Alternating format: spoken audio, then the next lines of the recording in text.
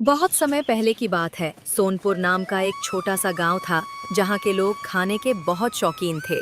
वे दिन भर खेतों में काम करते और शाम को गांव के चौराहे पर लगे भैरो सिंह के ठेले पर चिकन चिल्ली खाने आया करते थे। रोज की तरह दो ग्राहक उसके ठेले पर चिकन चिल्ली खाने आते हैं।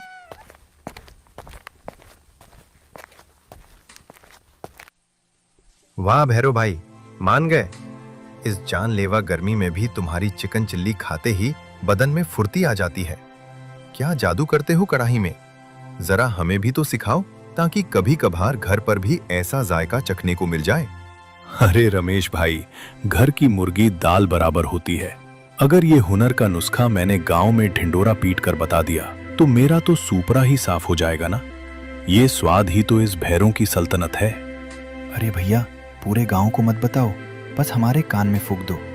हम किसी तीसरे से नाम भी नहीं लेंगे। ना भाई ना, ये सीक्रेट तो मेरी तिजोरी की चाबी है। स्वाद का चस्का लेना है तो सीधा भैरों के ठेले पर हाजिरी लगाओ। वैसे भी तुम लोगों का क्या भरोसा, आज नुस्खा सीखोगे और कल को मेरे ही सामने अपना ठेला खड़ा कर दोगे। चलो भाई, मत बताओ अपना राज, पर बातें कम करो और जल्दी से मेरे लिए एक प्लेट चिकन चिल्ली और तीखी चटनी बांध दो। हाँ, ये हुई ना मुनाफे वाली बात। बस 2 मिनट रुको, अभी गर्मा गर्म पैक करता हूँ।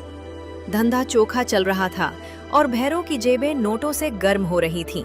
लेकिन कहते हैं ना कि लालच इंसान की मति मार देता है। भैरों अपनी कमाई से खुश होने के बजाय और ज्यादा अमीर होने के सपने देख रहा था। तभी एक तपती दोपहरी में सूरज की सीधी धूप के बीच चौराहे की दूसरी तरफ कुछ बांस गाड़े जाने लगे। वहां चिकन चिल्ली का एक नया ठेला खड़ा हो रहा था, जिसे देख भैरों के सीने पर सांप लौट गया। अरे, ये कौन अपनी मौत को दावत दे रहा है?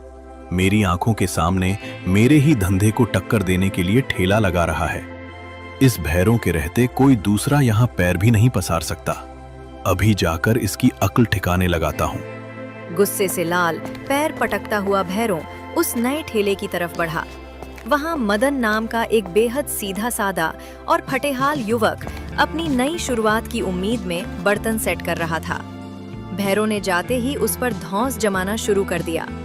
ओए लड़के, ये क्या बकवास लगा रखी है? अपना ये तंबू यहाँ से उखाड़ और चलता बन। दिख नहीं रहा, ठीक सामने बरसों से मेरा ठेला लगा है। मेरे राज में तू अपनी दुकान चमकाएगा? भैया, मैं तो बहुत गरीब हूँ। घर में बीमार माँ की दवा के लिए पाई पाई को मोहताज हूँ, इसलिए ये छोटा सा ठेला लगाने की हिम्मत की है। आप बड़े भाई हो, ऐसा मत कहो। मुझे तेरी गरीबी के रोने से कोई मतलब नहीं है। यहाँ कुछ भी बेच, कबाड़ बेच, पर चिकन चिल्ली का नाम भी मत लेना। ये चौराहा सिर्फ मेरे नाम से चलता है। लेकिन भैया, मुझे तो सिर्फ यही काम आता है, और ये गांव इतना बड़ा है, आपका नाम इतना बड़ा है। मेरे 2 पैसे कमाने से आपके समंदर में से 2 बूंद पानी कम नहीं हो जाएगा। आपके कदरदान तो आपके पास ही आएंगे ना। मदन की समझदारी भरी बातें भैरों के अहंकार को और चुभने लगीं। दोनों के बीच तीखी बहस छिड़ गई और राहगीर तमाशा देखने खड़े हो गए। तभी वहां से गांव के मुखिया जी गुजरे, जिनकी कड़क आवाज ने दोनों को शांत कर दिया। क्या तमाशा है भैरों? इस तपती दोपहरी में बीच सड़क पर क्यों गला फाड़ रहे हो? मुखिया जी, आप तो जानते हैं कि इस चौराहे पर मेरी दुकान कितनी पुरानी है। अब ये लड़का ऐन मेरे सामने अपना ठेला गाड़ रहा है। ये तो सरासर मेरे पेट पर लात मारना हुआ ना। मुखिया जी ने मदन के फटे कपड़ों और उसकी लाचारी को देखा और फिर भैरों को एक ऐसा सबक सुनाया जो उसे हजम नहीं हुआ। अरे भैरों, दिल छोटा मत करो। इस पूरे गांव का पेट अकेले तुम्हारे भरोसे तो नहीं है। अगर ये गरीब लड़का मेहनत करके रोटी कमाना चाहता है तो उसे कमाने दो। धंधा किसी की बपौती नहीं होता, वो तो स्वाद और नियत से चलता है। जिसका काम साफ होगा, लोग वहां खींचे चले जाएंगे। आप बिल्कुल न्याय की बात कर रहे हैं मुखिया जी। मैं तो बस अपनी तकदीर आजमाने निकला हूँ। मुखिया जी के फैसले के आगे भैरों को झुकना तो पड़ा, लेकिन उसके दिल में नफरत का एक काला बीज बोया जा चुका था।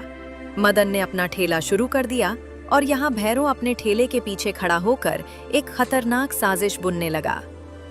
अगर इस मदन को जल्दी रास्ते से नहीं हटाया तो ये मेरे सारे ग्राहक बटोर ले जाएगा और मैं यहाँ हाथ पर हाथ धरे बैठा रहूंगा।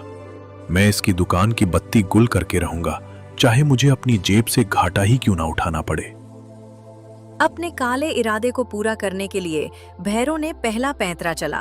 उसने अपनी 80 रुपए प्लेट वाली चिकन चिल्ली के दाम सीधे आधे यानी 40 रुपए कर दिए। देखते ही देखते लालची ग्राहकों की भीड़ भैरव के ठेले पर टूट पड़ी। दूसरी तरफ मदन का ठेला सूना पड़ा था और उसकी आंखें उम्मीद खो रही थीं। भैरव भैया ने तो दाम बिल्कुल आधा कर दिया। इस चिलचिलाती धूप में अगर बोहनी भी नहीं हुई तो माँ की दवा कहां से लाऊंगा? मेरा तो काम शुरू होने से पहले ही उजड़ जाएगा। मदन के पास कोई और रास्ता नहीं था। अपनी माँ की खातिर उसने भी अपने दाम आधे कर दिए। मदन की नीयत साफ थी, इसलिए कुछ गरीब लोग उसके ठेले पर भी आने लगे। ये देखकर भैरव तिलमिला उठा और उसने धंधे की सबसे घिनौनी हद पार करने की सोच ली। अच्छा, तो इस चूहे ने भी दाम गिरा दिए। अब सीधे रास्ते से काम नहीं बनेगा। मुझे अपना मुनाफा भी बचाना है और दाम भी कम रखना है। अब मैं माल में मिलावट का खेल खेलूंगा। घटिया चिकन और सस्ता केमिकल वाला तेल लाऊंगा ताकि लागत कम आए। मिलावट के इस गंदे खेल की बदौलत भैरव ने दाम और घटाकर सीधे 30 रुपए कर दिए। सस्ते खाने के लालच में लोग मदन की साफ सुथरी दुकान छोड़ भैरव के जहरीले स्वाद की तरफ भागने लगे। विनोद नाम का एक ग्राहक तो भैरव के गुण गाने लगा। वाह भैरव भाई, कमाल कर दिया। इस भयंकर लू के मौसम में इतने कम दाम करके हम जैसे गरीबों का दिल बाग बाग कर दिया। अरे विनोद भाई, आप लोगों की खातिर तो मैं नुकसान भी सह लूंगा। बस आप लोग अपना प्यार बनाए रखिए और इस सामने वाले नौसिखिए के चक्कर में मत पड़िए। अरे उसकी क्या औकात, हम तो जन्म जन्म से तुम्हारे ही दीवाने हैं, यहीं आएंगे। दोपहर ढलते ढलते गर्मी अपनी चरम सीमा पर पहुंच गई। गर्म हवा के थपेड़े चल रहे थे।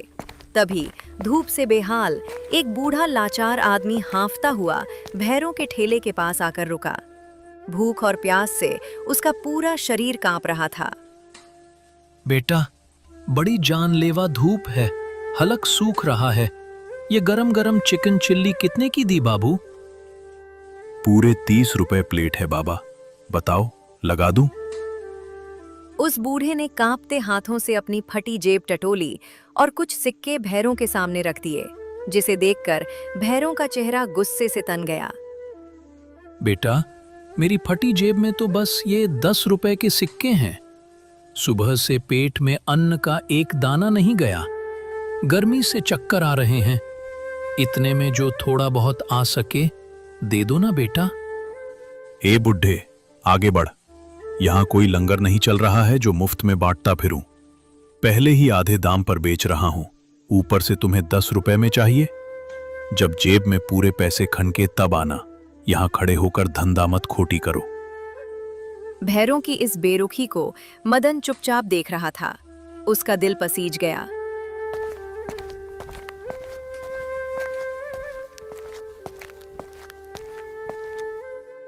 आइए दादा, इस पेड़ की छांव में आराम से बैठिए और ये गर्मा गर्म प्लेट खाली कीजिए।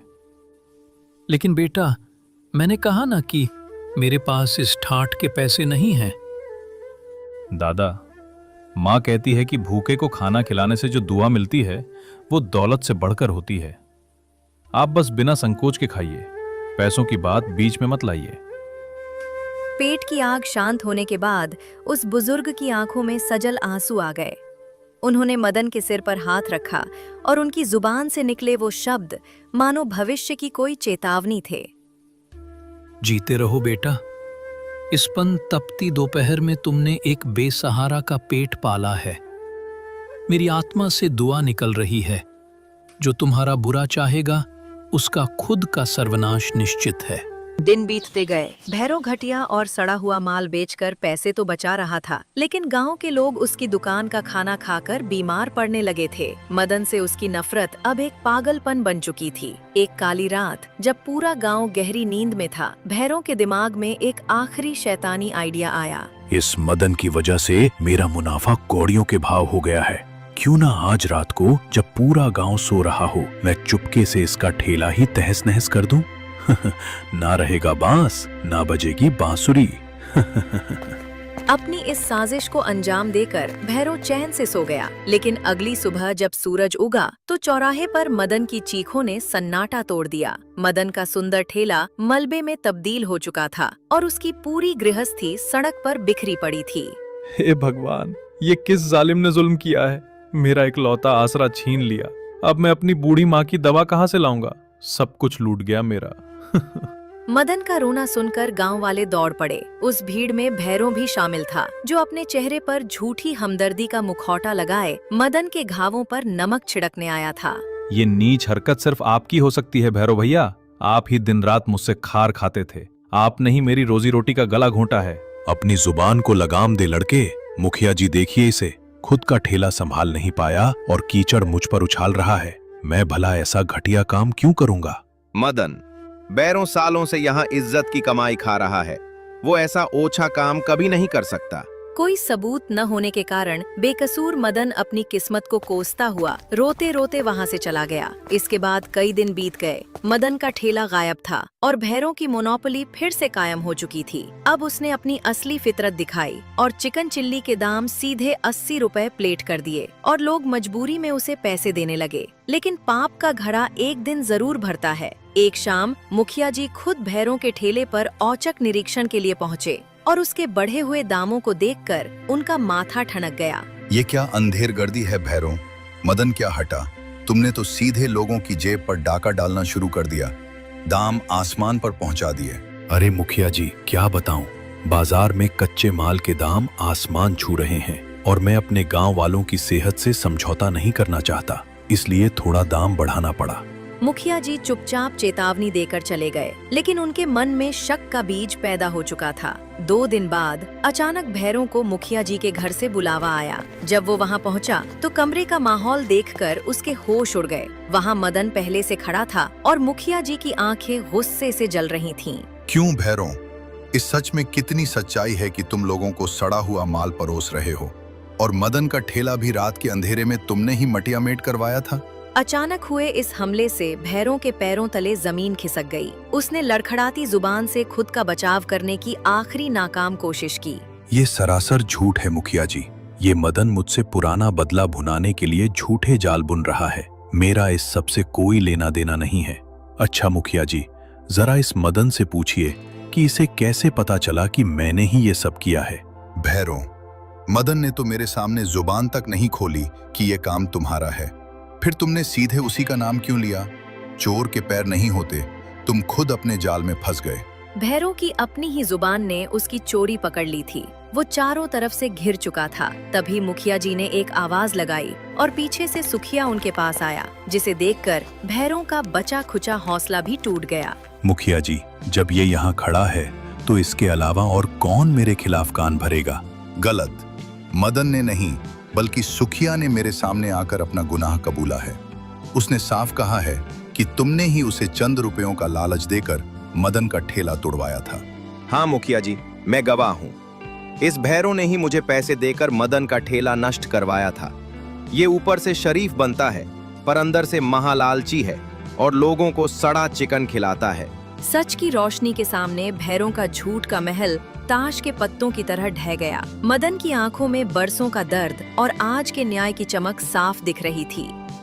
भैरव भैया, मैंने तो उसी दिन कहा था कि इस पाप के पीछे आपका ही हाथ है। पर सच को आप चाहे जितनी परतों में छुपा लो, भगवान के घर देर है अंधेर नहीं। आज आपका मुखौटा उतर गया। अब सीधे सीधे अपना गुनाह कबूल करो भैरों। तुमने एक गरीब की रोजी रोटी क्यों छीनी और पूरे गांव की जान से क्यों खिलवाड़ किया। अब कोई रास्ता नहीं बचा था।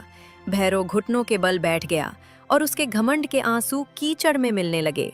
उसने रोते हुए अपना गुनाह स्वीकार कर लिया। मुझे क्षमा कर दीजिए मुखिया जी। लालच ने मेरी बुद्धि पर पत्थर डाल दिया था। मैं अहंकार में अंधा हो गया था कि कोई मेरे सामने कैसे टिक सकता है। मुझसे बहुत बड़ा पाप हो गया। मुखिया जी का अंतिम फैसला आ चुका था।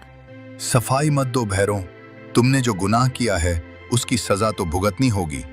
सबसे पहले तुम मदन के नए ठेले का पाई पाई का हर्जाना भरोगे और जब तक मदन का काम दोबारा शुरू नहीं होता तुम्हारा ठेला पूरी तरह सील रहेगा।